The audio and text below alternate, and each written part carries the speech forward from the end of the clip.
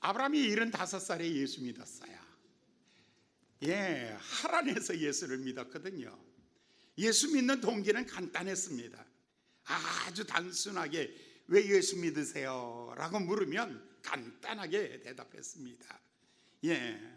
성경에 아브라함에게 하나님이 말씀하시기를 내가 너로 큰 민족을 이루며, 두 번째, 내 이름이 장대해지며 너는 복의 근원이 되며 너를 축복하는 사람은 내가 축복할 것이고 너를 저주하는 사람은 내가 저주하리라.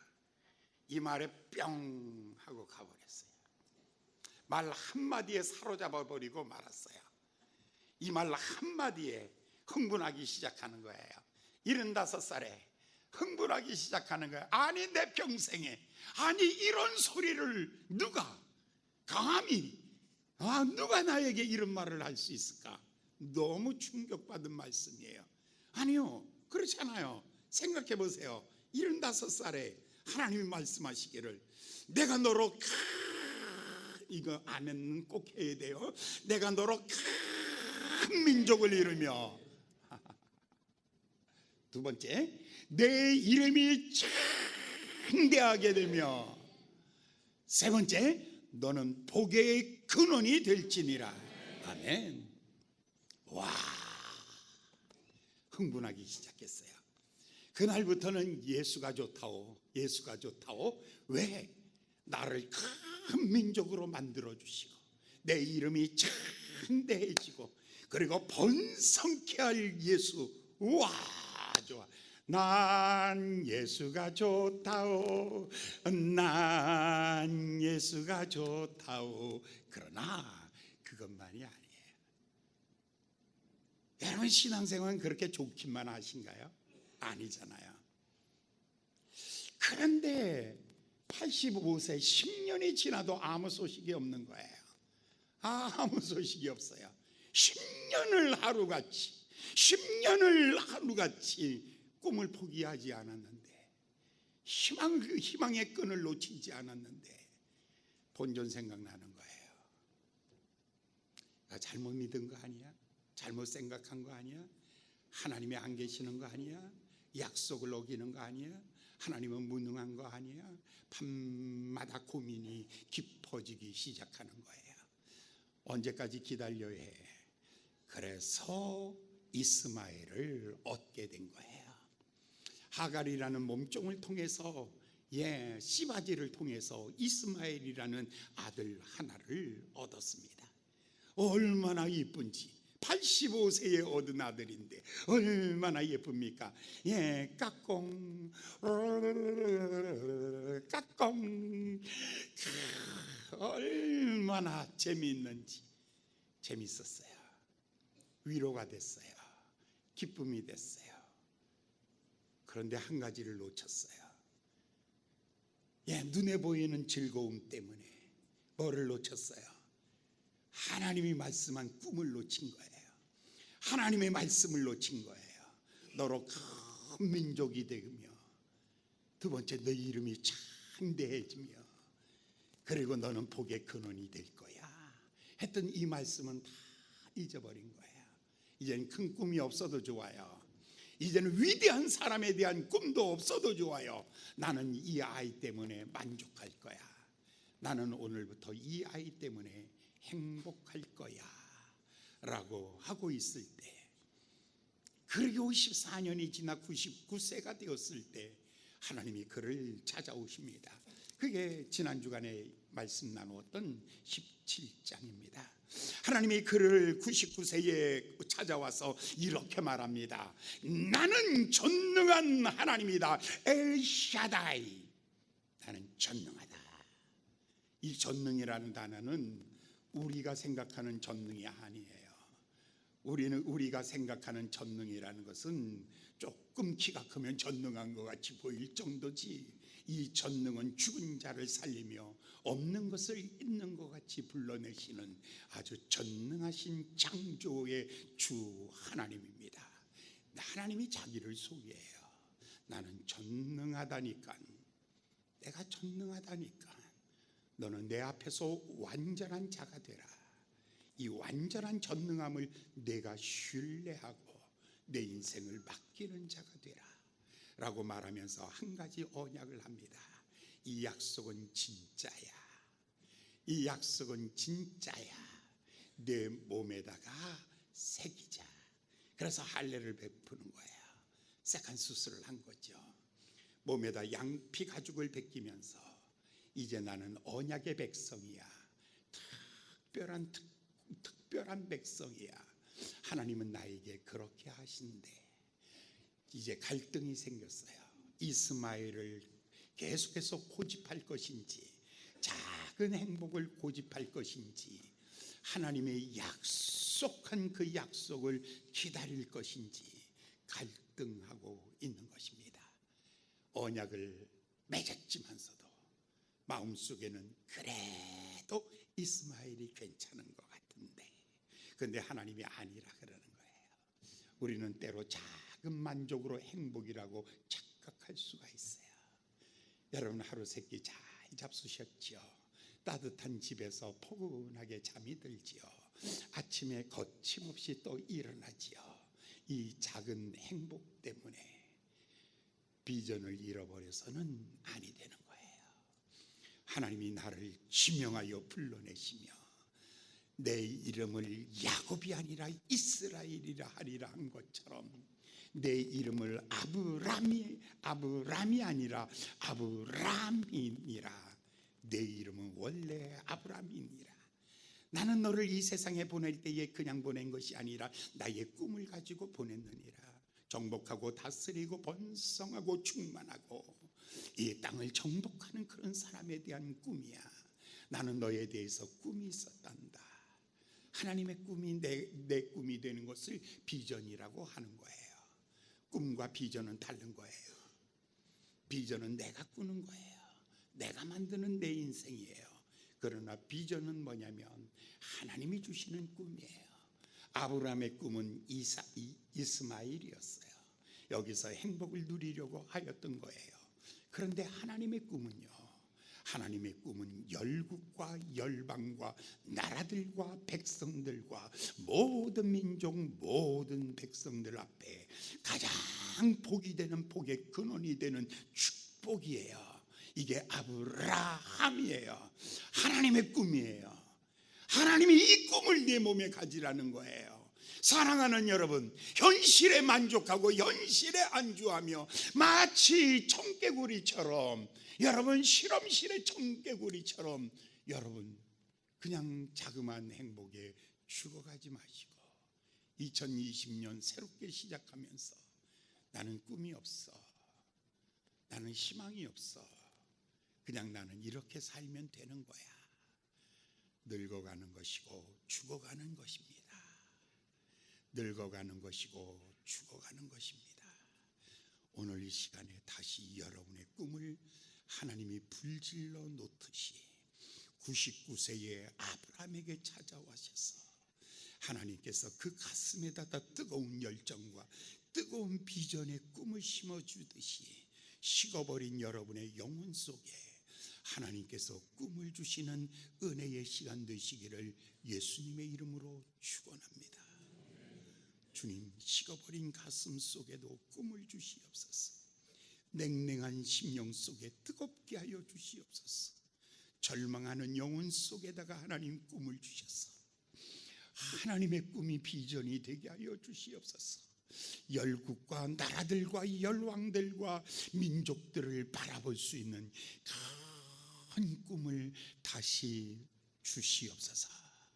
할렐루야. 2020년 여러분의 사업은 그저 먹고 사는 사업이 아니라 사람들을 살려내는 사업이 되게 하시고, 여러분들의 직장에서 아이들을 가리키는 선생님이라면 단순히 지식을 전달하는 자가 아니라 한 영혼 한 영혼의 스승이 되게 하여 주시옵시고, 나가서 사람을 키우는 사람이라면 그 사람에 대한 비전을 가지고 세상을 바라보게 하여 주시옵시고, 내가 공무원이라면 철밥통으로서 인생을 마칠 것이 아니라 시민들에게 봉사하는, 사람들을 살려내고 한 도시를 살려낼 수 있는 공무원이 되게 하시고, 내가 군인이라면 나라를 위해서 그저 직장이기 때문에 다니는 단순한 군인이 아니라 나라를 지키고 이 민족을 향하여 소망이 있는 그러한 공직자가 되게 하여 주시옵소서. 할렐루야. 이스마엘로 만족하지 않게 하여 주시고 이삭으로 발전해 갈 수 있도록 하나님 축복하여 주시옵소서. 여러분, 오늘까지의 꿈이 무엇이었습니까? 아브라함의 꿈은, 아브라함의 믿음은요, 1단계 믿음은 로마서 1장 17절에 이렇게 말하죠.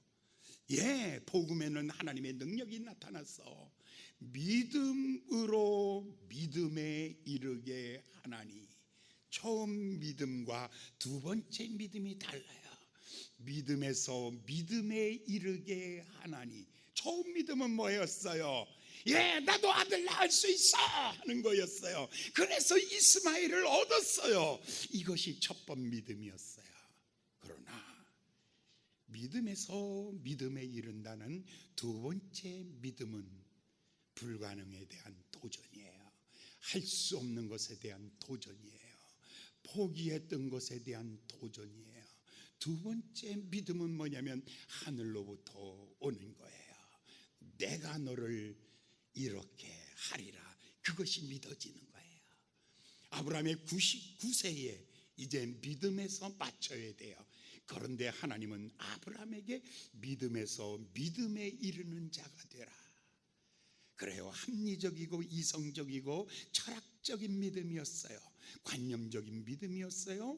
그러나 이 믿음도 구원받겠지만 아무 역사가 없어요. 믿음이 있지만 하나님을 믿지만서도 고민이 있어요. 염려가 있어요. 두려움과 초조함도 있어요. 그러나 99세에 믿음에서 믿음에 이르는 하나님, 이 믿음은 어떤 믿음이냐면 불가능을 가능하게 하며 무에서 유를 창조해도 담대한 믿음이에요. 기적이 쫓아오는 믿음이에요. 아주 높은 믿음이에요. 그래서 예수 믿는데 두 가지 믿음을 갖고 있어요. 여러분, 예수를 알아요. 다 알아요. 말구에 오신 예수, 베들레헴에서 오신 예수, 그리고 갈릴리에서 고기잡이 하던 예수 다 알아요. 십자가에 달려 죽은 예수.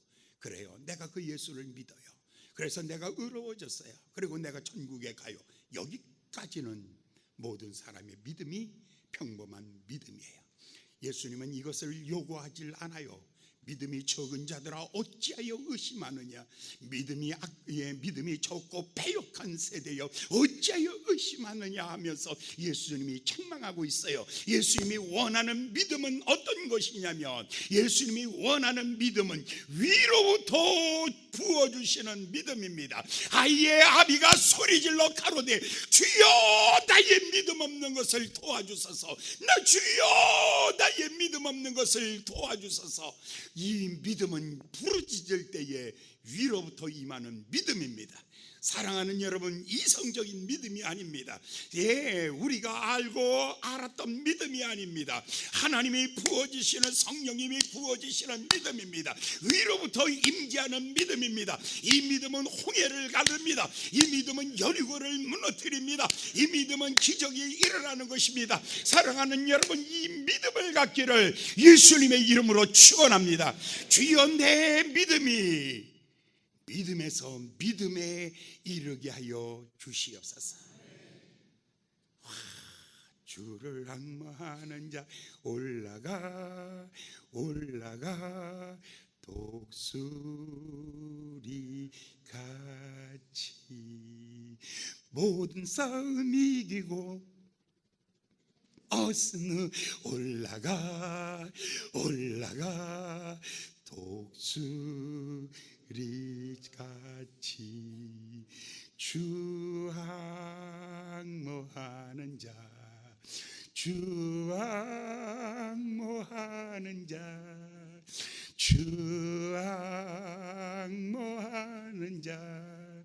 늘 강건하리라.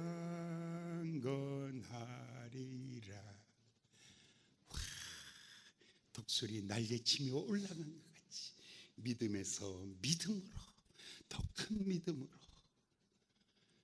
더 큰 믿음으로 여러분 올라가시기를 예수님의 이름으로 축원합니다. 여기까지 걸리는 시간이 25년입니다. 믿음에서 믿음으로 이르고 여러분 다 믿는 사람입니다. 그러나 적은 믿음이기 때문에 염려 속에 있습니다. 적은 믿음이기 때문에 불안함이 늘 여전히 있습니다. 적은 믿음이기 때문에 작은 것에 만족하며 거기에 주저앉아 있습니다. 사랑하는 여러분들, 믿음에서 믿음으로 이르는 더 높은 믿음, 하나님이 선물로 주시는 그 믿음을 갖기를 예수님의 이름으로 축원합니다. 2020년도 하나님의 최대의 선물은, 하나님이 내게 주신 최고의 선물은 무엇이겠습니까? 이 믿음을 주시는 겁니다. 할렐루야. 이 아침에 이 믿음을 갖기를 예수님의 이름으로 축원합니다. 아브라함이 이제 이 믿음을 갖게 되었어요. 99세였어요 이제 이 믿음의 결과가, 믿음이 사실을 끌고 옵니다. 믿음이 역사를 만들어냅니다. 1년 후에 이삭이 탄생되는 거예요. 1년 후에 역사의 시작이 되는 거예요. 이제 이 믿음을 보시고 하나님이 축복해 주시는 겁니다. 오늘 여러분, 아이의 아비처럼 주여 나의 믿음 없는 것을 도와주시고 이제는 불가능을 믿는 믿음을 갖게 하여 주시옵소서. 기적을 믿는 믿음을 갖게 하여 주시옵소서. 할렐루야. 제발 부탁해. 이 믿음은 똑똑한 사람이 갖는 것이 아니야. 사모하는 사람에게 주시는 선물이에요. 똑똑한 사람이 받는 게 아니라 사모하는 사람에게 주시는 믿음의 은사. 오늘 이 선물이 충만하기를 예수님의 이름으로 축원합니다. 오늘 이제 이 믿음을 가지고 있는 사람은 어떻게 예배, 워십 예배하는가를 이제 첫 번째 보게 됩니다. 1절, 2절 보겠습니다. 1절과 2절의 말씀입니다. 다 같이 읽겠습니다. 시작. 여호와께서 마므레 상수리 숲을 근처에서 아브라함에게 나타나시니라. 정오쯤에 그가 장막문에 앉았다가 눈을 들어 본즉 사람 셋이 맞은편에 섰는지라. 그가 그를 보자고 장막문에 달려나가 영접하며 몸을 땅에 굽혀. 자, 여기서 첫 번째, 이런 일이 벌어지다니. 여러분, 하나님이 아브라함에게 그동안에는 말씀으로만 말씀했어요. 때로는 꿈으로 보여주고 환상으로 보여주고 사건을 통해서 보여주는데 오늘은 정말 놀라운 일이에요. 하나님이 나타난 거예요. 그 옛날 모세가 하나님을 보고 싶어서 하나님 주의 영광을 보기를 원합니다 라고 말할 때 하나님께서 모세에게는 정면을 보여주지 아니하시고 눈을 가르시고 돌아가시면서 등을 살짝 보여주셨던 그 하나님. 그런데 오늘은 하나님이 나타나셨는데 두 사람하고 같이 세 사람이 왔습니다. 어떤 사람은 성부, 성자, 성령 삼일체 하나님의 현현이라고 말합니다. 그러나 또 어떤 사람들은 한 분 하나님과 거기 분명히 이름을 썼어요. 여호와께서 나타나신 거예요. 하나님이 그 자리에 나타나신 거예요. 여호와께서 어디? 두 명의 천사와 함께 나타났어요. 자, 여기 두 명은 관심 없어요. 정말 관심 있는 것은 하나님이에요. 그 하나님이 이 자리에 나타난 것입니다. 하나님이 바로 이 자리에 나타난 것입니다. 이게 복음입니다. 얼마나 놀라운지 모릅니다. 위에 계신 하나님, 위엄과 존귀와 영광 가운데 거하시는 하나님, 위엄에 높으신 하나님. 그러나 그 하나님은 우리의 삶 속에 찾아오시고 우리의 장막 속에 찾아오시고 이 상처 많고 고통 많은 세상에 찾아오시는 주님, 높으신 하나님이 아니라 나를 찾아오시는 주님, 멀리 계신 하나님이 아니라 가까이 있는 아브라함을 찾아오시는 주님이십니다. 하늘 위에가 아닙니다. 낮은 땅에 찾아오신 주님입니다. 이 말씀을 보면서 욥이 이렇게 말합니다. 전에는 귀로만 듣던 하나님이었습니다. 그러나 이제 내 눈으로 보여지는 하나님입니다. 아니, 한 걸음 더 나가서 내 손으로 만져지는 하나님입니다. 이야, 정말 놀랍지 않아요? 요한일서 1장 1절에 태초부터 계신 생명의 말씀에 관하여는 우리가 들은 바요, 우리 눈으로 본 바요, 우리의 손으로 만진 바니라. 바로 예수 그리스도를 그렇게 말하고 있어요.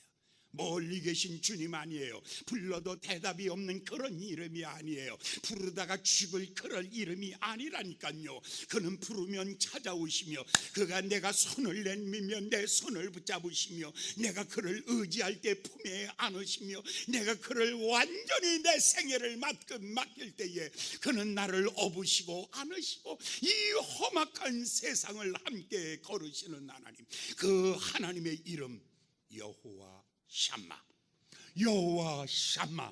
할렐루야. 그 하나님은 전능하신 하나님, 엘샤다이의 하나님만 되시는 하나님이 아니라 그 하나님은 여호와 샴마, 여기도 계시는 하나님이시다. 아우슈비츠 감옥에서 여러분이요, 수많은 유대인들이 죽었습니다. 600만 명이나 되는 사람들이 죽어나갔습니다. 바로 그 현장에 유대인 중에 한 사람이 어느 날 이제 해방되고 난 다음에 그 감옥을 가서 사람들이 뒤져보니까 벽면에다가 이렇게 써 있습니다. 여호와 샴마, 하나님은 여기도 계셨다. 할렐루야. 사랑하는 여러분, 오늘이 여기까지 하나님의 은혜인 줄 믿습니다. 여러분의 삶의 현장에 어디 있든지 거기도 여호와 샴마, 거기도 계시는 하나님, 여러분과 함께 계시는 줄 믿습니다. 가슴을 치면서 나에게도 계시는 하나님, 세 번 하는 거예요. 시작.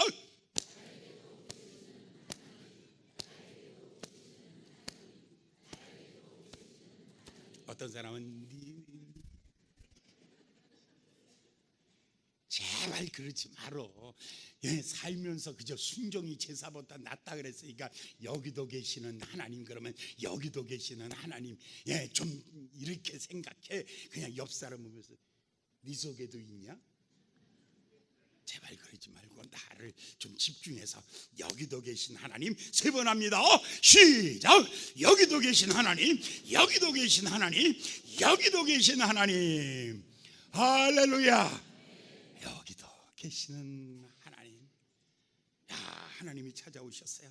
너무 좋은 거예요. 너무 좋은 거예요. 3절의 말씀을 읽어보시겠습니다. 3절과 4절. 이제 찾아오신 그 하나님을 어떻게 예배하는가를 보고 있습니다. 3절과 4절입니다. 시작. 가로되 내 주여, 내가 주께 은혜를 입어 싸우면 청컨대 종을 떠나지 마옵소서. 물을 조금 가져오게 하사 당신들의 발을 씻기시고 나무 아래 쉬소서. 여기 오신 그 주님은 떠나지 마시옵소서. 내 안에 오신 주님은 나를 결코 떠나지 마옵소서. 내가 범죄하였을 때 주의 성령을 내게서 거두지 마시며 주께서 나를 버리지 아니하시며 나와 함께 영원히 여기에 사십시오. 할렐루야. 그러면서 이렇게 말하는 거예요. 네, 바로 은혜를 입어 싸우면, 이 단어의 의미는 뭐냐면요, 현재예요. 과거의 은혜를 입었고 오늘의 은혜를 주시옵소서.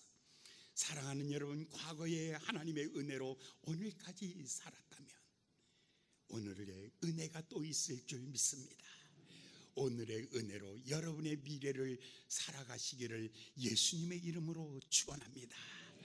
여의 은혜를, 오늘도 은혜를 입어 싸우면, 와, 오늘도 내가 은혜를 입는 날이구나 라고 이렇게 말씀하는 거예요. 여러분, 그런데 이제 은혜를 입어 싸우면 내가 주님 앞에 주님을 섬기고 싶어요. 어떻게? 들어오셔서 내가 발을 씻겨드리고 싶어요 하면서 겸손하게 발을 씻겨 드리는 것이죠. 이거 어디서 본 것 같지 않으세요? 예, 요한복음 12장에 보면 베다니 마리아의 집에 예수님께서 갔을 때 수많은 사람들이 예수님과 대화하고 있지만 마리아가 옥합을 깨뜨려 예수의 발 앞에 붙고 그리고 그 앞에 무릎을 꿇어 머리털로 예수의 발을 씻어드릴 때에 그때에 가룟 유다가 이렇게 말하지요. 어찌하여 이 많은 것을 낭비하였느냐, 이 많은 것을 어찌하여 허비하였느냐, 이것을 팔아 가난한 사람들에게 나누어 주면 얼마나 좋겠느냐. 그때 예수님께서 이렇게 말하죠. 가만두어라. 이 사람은 나의 장례를 준비하는 것이니라. 이 복음이 전해지는 곳에 이 여자가 한 일도 기억하게 하고 너희도 이 여자를 기념하라 라고 말씀하셨던 주님이십니다. 오늘 여기서 예배는 누가 받으시냐면 하나님이 받으시는 겁니다. 오늘 여기에 여러분 아름다운 꽃들을 장식해 놓았습니다. 여러분이 보고 은혜도 받겠지만 더 중요한 것은 꽃꽂이 하시는 분은 주님을 섬기는 마음으로 주께 꽃꽂이로 섬겨드리는 것입니다. 여러분이요, 이것을 가지고 사람들은 이렇게 말하지요. 낭비하지 마라. 사랑하는 여러분, 사랑이라는 단어는 거룩한 낭비입니다. 사랑이라는 단어의 또 다른 면은 낭비입니다. 사랑하는 여러분, 여러분의 자녀들을 위해서 낮이나 밤이나 진 자리 마른 자리 갈아주시며 여러분들의 자녀들을 위해서 어떻게 살아왔습니까? 본전 뽑으셨습니까? 여러분이 본전 때문에 여러분의 자녀들을 그렇게 키우고 계십니까? 아니잖아요. 자녀를 키우는 가장 큰 동기는 본전이 아니에요. 자녀를 키우는 가장 큰 동기는 바로 사랑이에요. 그렇기 때문에 한 번도 낭비했다고 생각하지 않죠.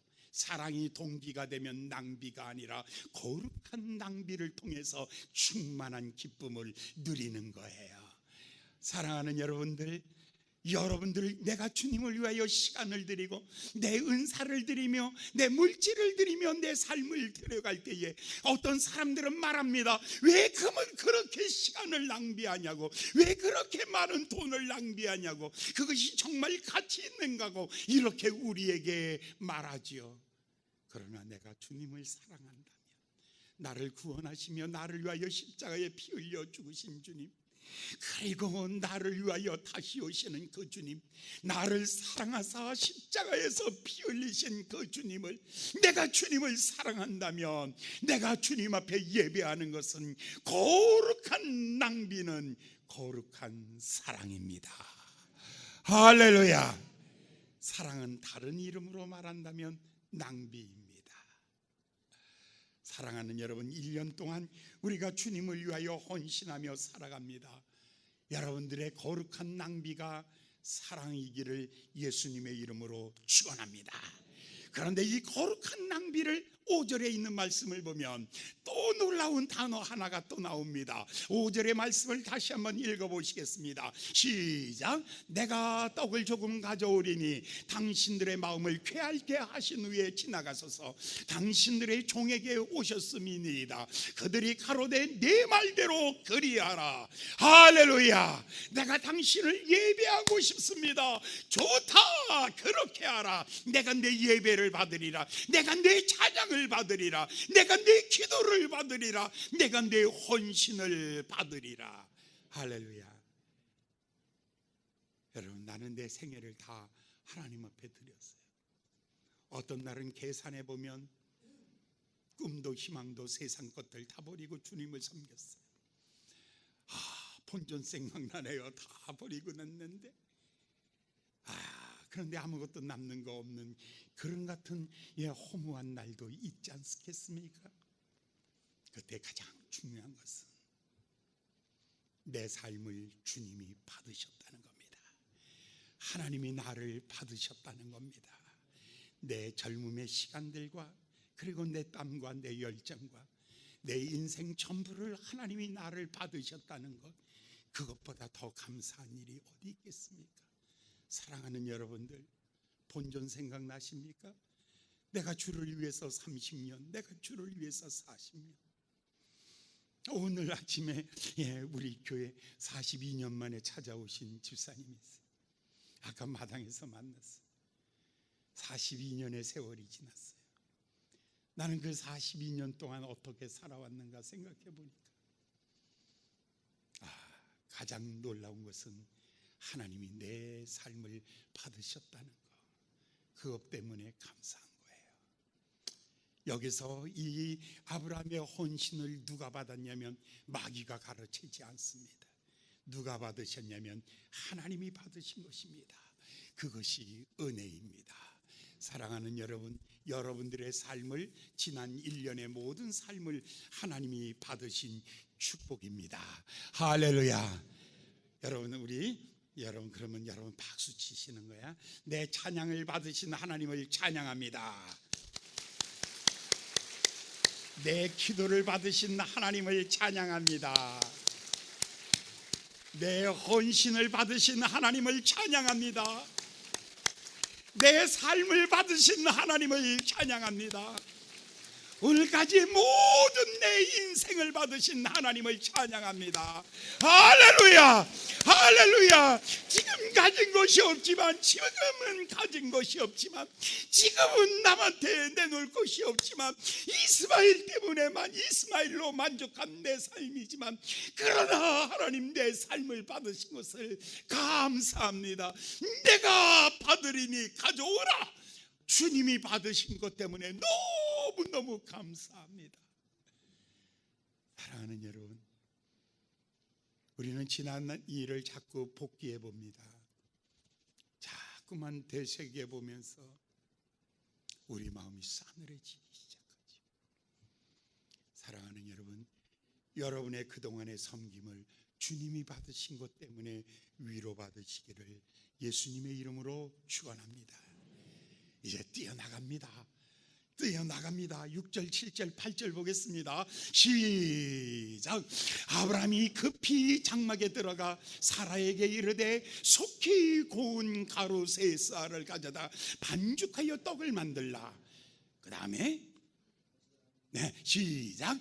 아브라함이 또 짐승떼에 달려가 기름지고 좋은 송아지를 취하여 하인에게 주니 그가 급히 요리한지라. 그 다음에 또 시작. 아브라함이 버터와 우유와 하인이 요리한 송아지를 가져다가 그들 앞에 진설하고 나무 아래 모셔서며 그들이 먹으니라. 할렐루야. 하나님이 뭐 잡수셨다고요? 떡 잡수셨대. 하나님이 또 뭐 잡수셨다고요? 송아지 안심 스테이크. 하나님이 또 뭐 드셨다고요? 우유 드셨대. 하나님이 버터도 드셨대. 자, 여기에서 이것을 준비하는 마음이 얼마나 흥분했는지 몰라요. 하나님이 내 예배를 받으신다, 하나님이 잡수시겠다고 하니까, 야, 하나님이 이 음식을 잡순다니, 그러니까 빨리 만들어야지. 그러니까 속히 뛰어나가서 여보 일로 와. 가루를 가져다가 반죽해서 떡을 만들어. 그리고 뛰어나가서 또 양을 잡고 또 뛰어나가서, 여기 호둥대는 모습을 보십시오. 너무 품격 있게 가지 마세요. 마음이 가는 곳에는 호둥됨이 있을 수 있어요. 마음이 없는 일을 할 때에는 품격 있게 하죠. 그러세요? 네, 준비해 주세요. 그러나 마음이 가는 사람은요, 자기 몸이 뛰어가는 거예요. 자기 몸이 먼저 뛰어가는 거죠. 우리는 대부분 일을 할 때에 천천히, 그리고 나중에 기회가 되면 실수하지 않기 위해서 천천히라는 단어를 씁니다. 아닙니다. 하나님의 일은 그렇지 아니합니다. 급히 장막에 뛰어들어가서 달려가서 이렇게 준비하고 있습니다. 이건 또 무엇을 말하냐면 마음이 흥분하고 있다는 거예요. 내 예배를 하나님이 받으신다는 거, 내 찬양을 하나님이 받으신다는 것 때문에, 그것 때문에 가슴이 벅차오르기 시작하는 것입니다. 여러분, 나사로가 삭개오가 뽕나무 위에 올라갑니다. 예수님이 보시고 내려오라, 내가 오늘 내 집에 유하리라. 이 소식을 듣자마자 집으로 뛰어가서 잔치를 베풀며, 그리고 이렇게 말합니다. 내 재산의 절반을 가난한 사람을 위하여 내어놓고, 그리고 내가 네 것을 토색한 것 있으면 4배로 갚겠나이다 라고 말하고 있는 모습을 보십시오. 여기서 얼마나 흥분시키고 있는지. 하나님이 우리 교회 11시 예배에 찾아오셔서 여러분들에게 예배를 받으신다고 생각해 보십시오. 얼마나 행복한 순간입니까? 얼마나 행복한 순간입니까? 이 행복한 순간을 위해서 여러분, 물 건너서 인천에서 오시는 분들, 원당에서 오시는 분들, 저 연천에서 오시는 자매들, 사방에서 이 예배에 참여하기 위해서 새벽부터, 김포도 있죠. 여러분들, 사람 만나러 오는 것이 아니라 주님의 임재가 있기 때문에 오셨는 줄 믿습니다. 이 예배가 여러분을 행복하게 하는 예배가 될 줄 믿습니다. 8절 맨 마지막에 보면 그들이 먹으니라. 그러니까 하나님 드세요라고 했더니 하나님이 이렇게 하는 거예요. 그래, 너도 와서 먹자, 같이 먹자. 그러니까 하나님 그랬더니 하나님이 너도 하면서 하나님이 요거 아브라함이 하나님 요거는요 고기가 시원하고 야들야들해요. 요거 잘 구웠어요. 요거 한번 들어보세요. 그랬더니 하나님이 또 잡수시면서 이거 맛있네, 너도 야, 이것은 고기 먹는 것이 아니라 사랑을 먹는 시간이에요. 밥을 먹는 시간이 아니라 사랑을 나누는 시간이에요. 이 식탁의 교제가 얼마나 풍성한지 예수님께서 이 식탁의 교제를 이렇게 비유해서 말씀하고 있는 거예요. 이 잔을 가지시고 나누시면서 말씀하시기를 이 잔은 이 포도주는 내 피니라. 이것을 먹을지니라. 이 고기에 떡을 떼며 나누어 주며 말하기를 이것은 내 살을 먹을지니라 라고 말하지요. 우리가 그것을 먹고 마시며 생명의 떡과 생명의 양식을 먹는 것처럼 오늘 여러분이 임재하신 주님께서 여러분들과 함께 식탁을 나누는데 그 식탁의 이름이 사랑입니다. 은혜의 식탁입니다. 할렐루야. 고기를 먹은 것이 아닙니다. 반찬을 먹은 것이 아닙니다. 바로 사랑을 먹고 하나님의 위로를 먹는 것입니다. 오늘 이 시간에 말씀을 듣는 것이 아니라 하나님의 사랑을 먹는 시간입니다. 하나님의 소망을 먹는 시간입니다. 이 시간은 여러분의 하나님의 말씀 듣는 것이 아니라 하나님의 은혜를 먹는 시간인 줄 믿습니다. 여러분 1년 내내 하나님의 은혜를 잡수기를 예수님의 이름으로 축원합니다. 볼지어다 내가 문 밖에 서서 문을 두드리노니 누구든지 문을 열면 내가 그에게로 들어가 그와 더불어 먹고 그는 나와 더불어 먹으리라. 이 식탁의 풍성한 교제, 이 영원한 양식에 충만한 교제, 오늘 여러분 1년 내내 이루어지기를 예수님의 이름으로 축원합니다. 마지막 14절의 말씀을 나누시겠습니다.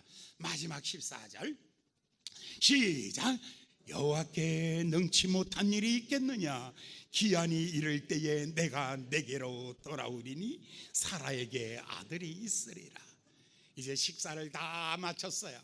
이제 식사를 마치며 떠나가시며 이렇게 말씀하는 거예요. 아들을 얻을 거야.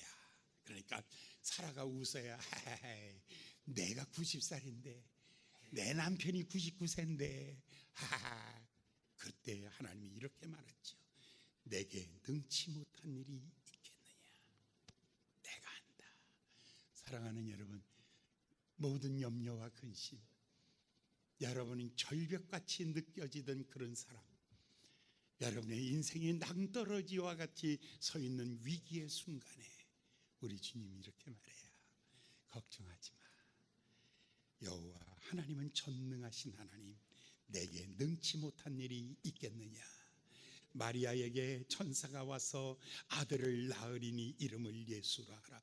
저가 자기 백성을 죄에서 구원할 자임이니라. 이 소리를 듣고 난 다음에 마리아가 이렇게 말하지요.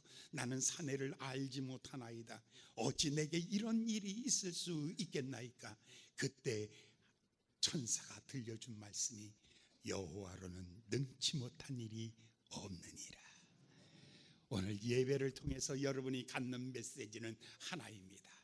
여러분이 집으로 돌아가시면서 여러분 가슴에 가져야 될 메시지는 딱 하나입니다. 하나님은 능치 못하신 일이 없으신 하나님. 올 1년 한 해 동안 여러분 모든 고난을 극복하시고 주로 말미암아 승리하는 한 해가 되시기를 예수님의 이름으로 축원합니다. 기도하겠습니다.